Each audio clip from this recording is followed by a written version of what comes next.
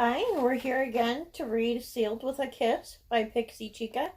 We're on chapter 6. Mia. When we got back to the office, everyone sends quick glances our way, careful not to look too long. I feel Alex tense, and I know any progress we made today is gone. She cares too much what others think. I know she has a reputation to uphold, but that can only get you so far. She's so determined to keep me away, she's missing the bigger picture. I'm in love with her. I didn't plan for this to happen. I came here to make a name for myself, intent on avoiding the bigger picture. I'm in love. Sorry. Intent on avoiding any kind of intimate relationship. My parents were dreamers who believed they could make their crazy love work, yet they failed. I chose to ignore the notion of childish romantic dreams. The thing is, they never actually loved each other and only stayed together for my sake. They turned into two bitter individuals who couldn't stand each other. What I feel for Alex is completely different. She's in my soul. When I told her about wanting a beach house in Florida, I pictured her with me, waking up together and enjoying a cup of coffee in the morning as we plan our lives as a unit. I still want that, and I'm not ready to give up on her yet.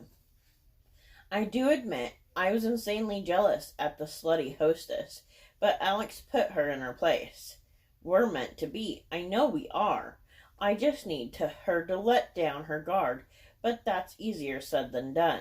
The rest of the workday goes off without a hitch, and I know business is going well, but my Alex is grumpy and restless.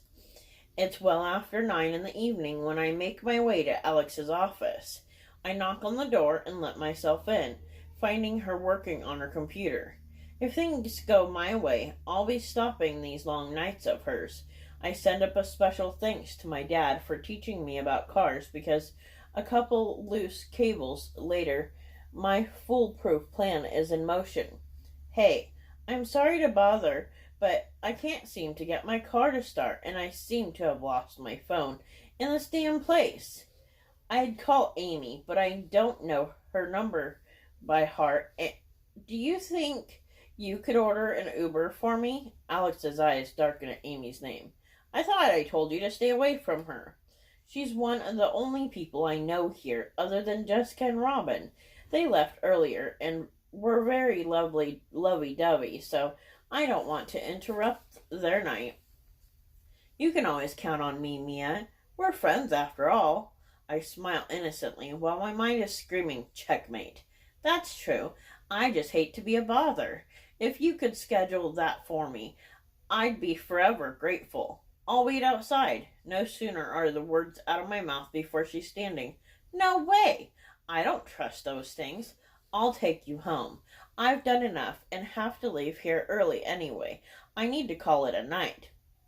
The drive to my apartment doesn't take long since traffic was light for the first time in months. I'm about to get out, but I hesitate. I took the first jump. Now I must leap. How about you come up? We can order some pizza, my treat as a thank you. I know just the place. We can binge watch The Big Bang Theory.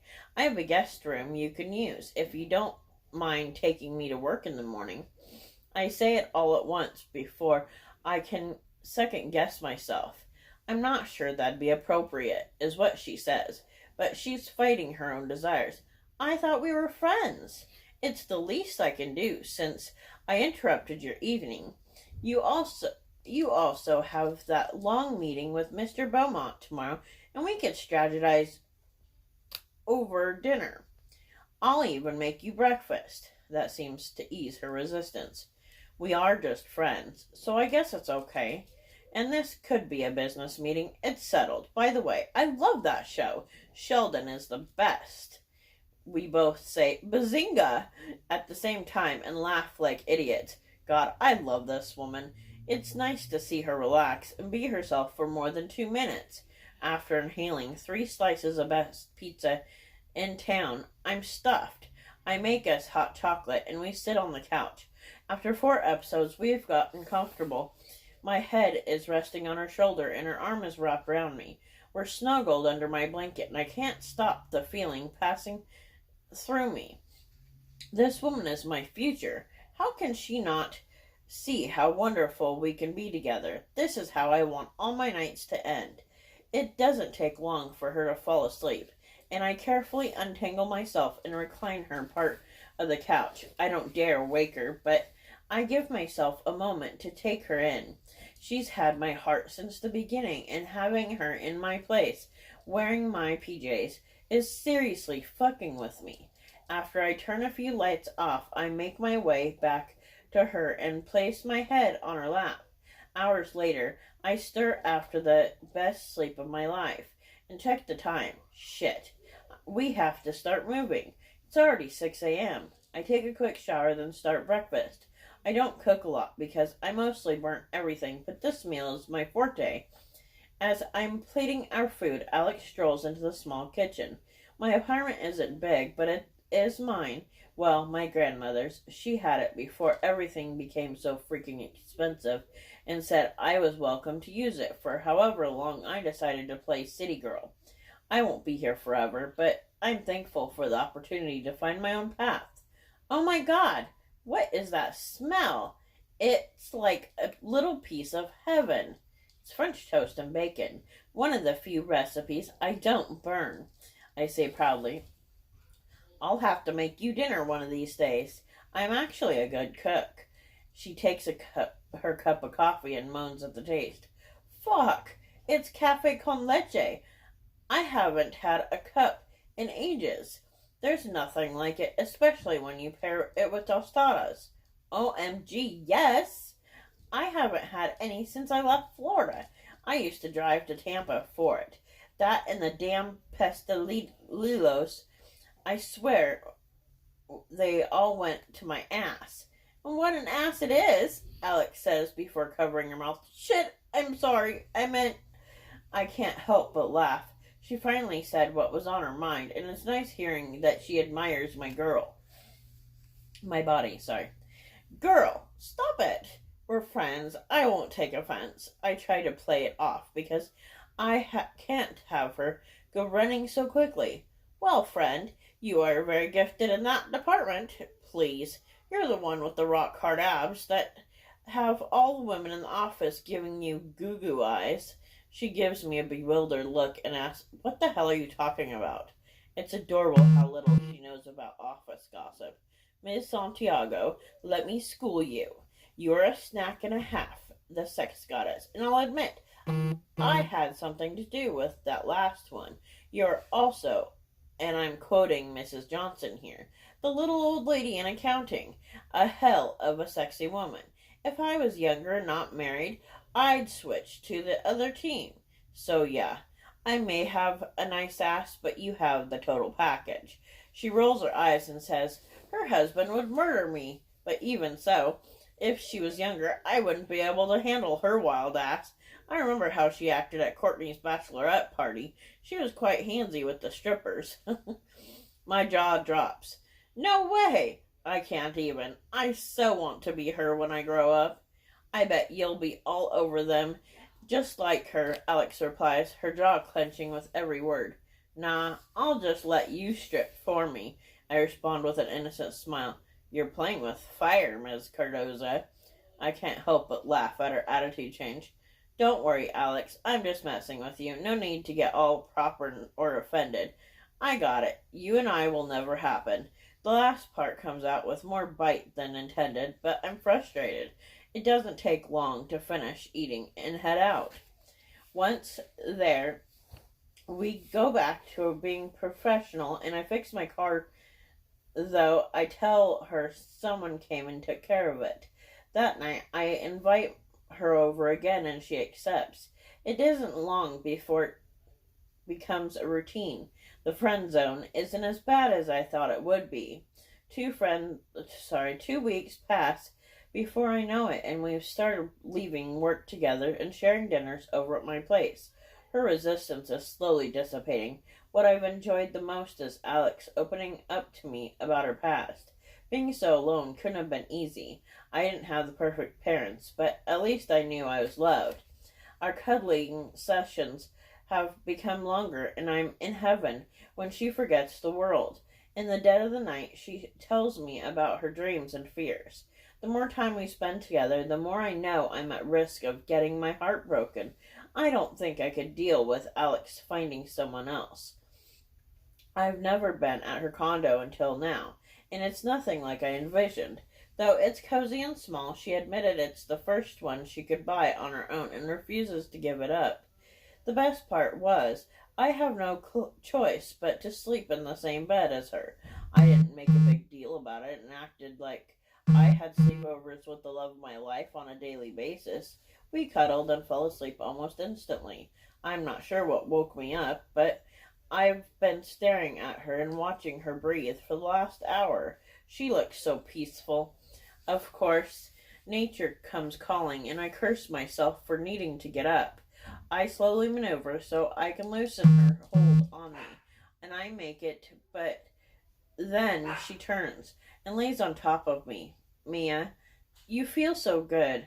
I need you. She leans in to kiss me, and I let out a small gasp at the fact this is finally happening. Then her eyes go wide as she fully wakes up. Her expression is full of horror and it guts me.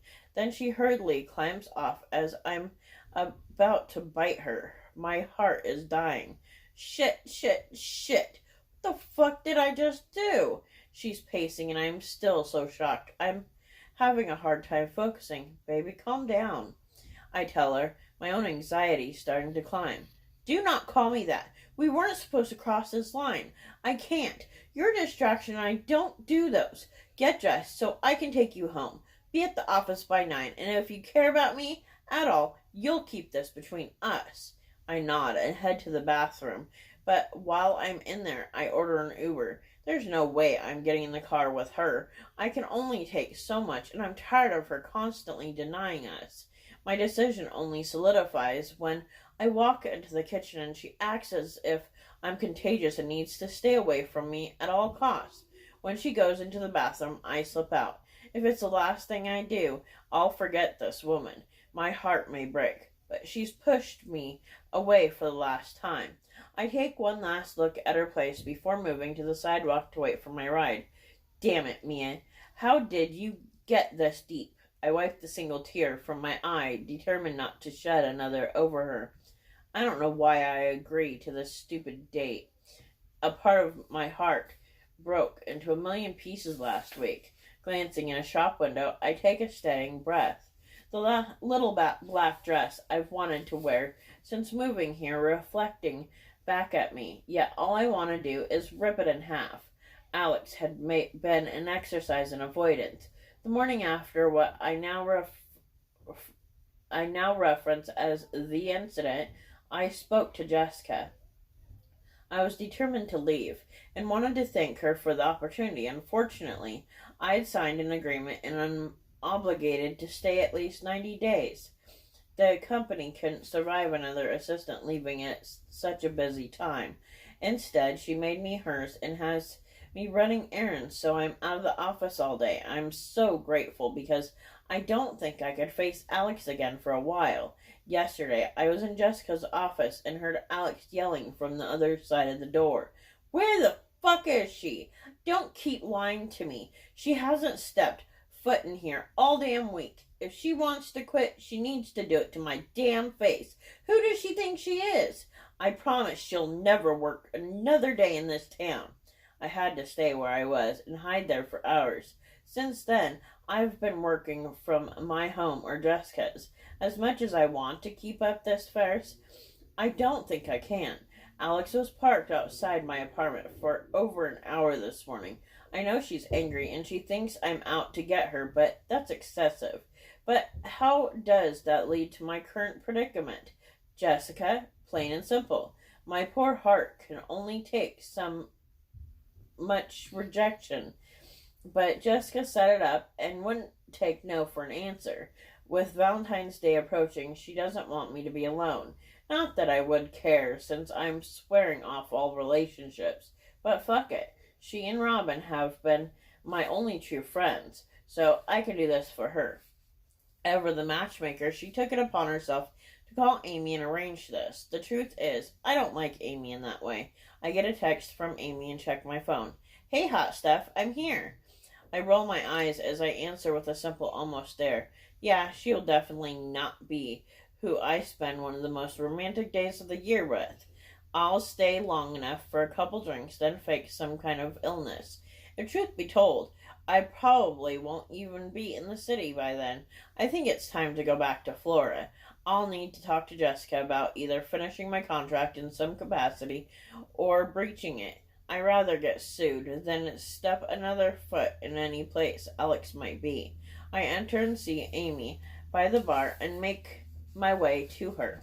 She stands to greet me, going in for a kiss, but I turn my face so it lands on my cheek, but still too close to my lips for my liking. I'm about to back away when I hear that damn voice that's been under my skin for 2 months. Mia, get your ass over here right now.